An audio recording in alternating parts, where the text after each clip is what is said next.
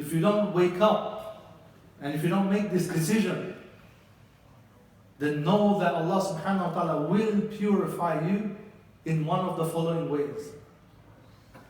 He will purify you, because as a believer, if you want to enter Jannah, no one can enter Jannah until they're purified.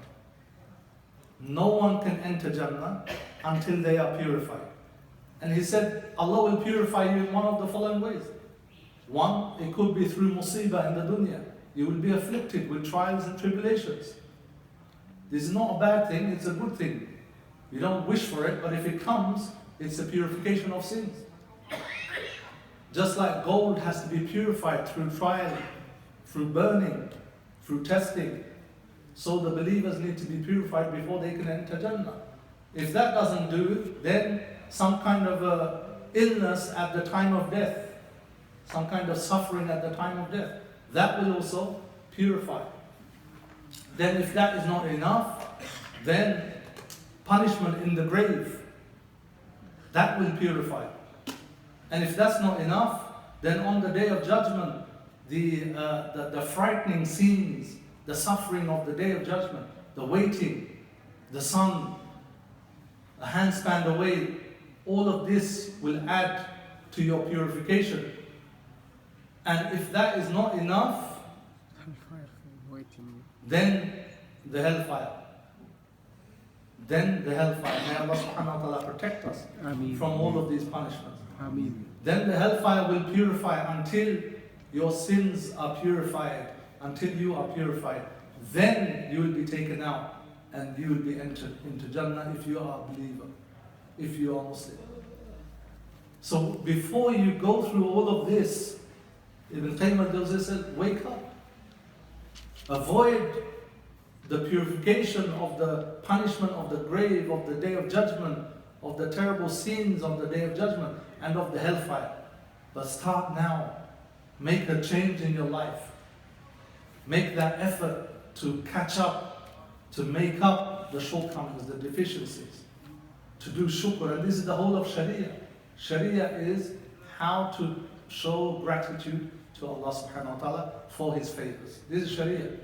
How to be grateful to Allah subhanahu wa ta'ala for the blessings He's given you. This is the whole purpose of Sharia. This is the whole objective of Sharia. It shows you how to be grateful. So this is very important for us. We need to be reminded of the favors that Allah subhanahu wa ta'ala has given us, not just Bani Israel.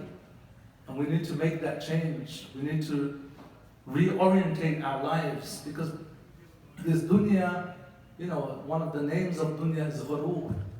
It will deceive you. And shaitan's name is al-gharur. It's the chief deceiver.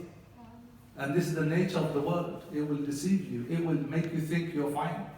You don't have to wake up. You don't have to make effort. You're not behind. You're not deficient. You have no shortcomings. You're fine. You pray, alhamdulillah. You do Hajj, you've done Ramadan, you're fine. You'll make it, inshallah. No, you have to strive. But there's a balance. Yes, the fear and the hope. We have that imbalance. We have the fear of the shortcomings, but we have the hope of the mercy of Allah subhanahu wa ta'ala. But that's after we make effort. That's after we made the priority in our lives, Allah subhanahu wa ta'ala and the hereafter. Then hope and fear will help us. But before we make the effort, if we say hope, no. If we say mercy of Allah, no.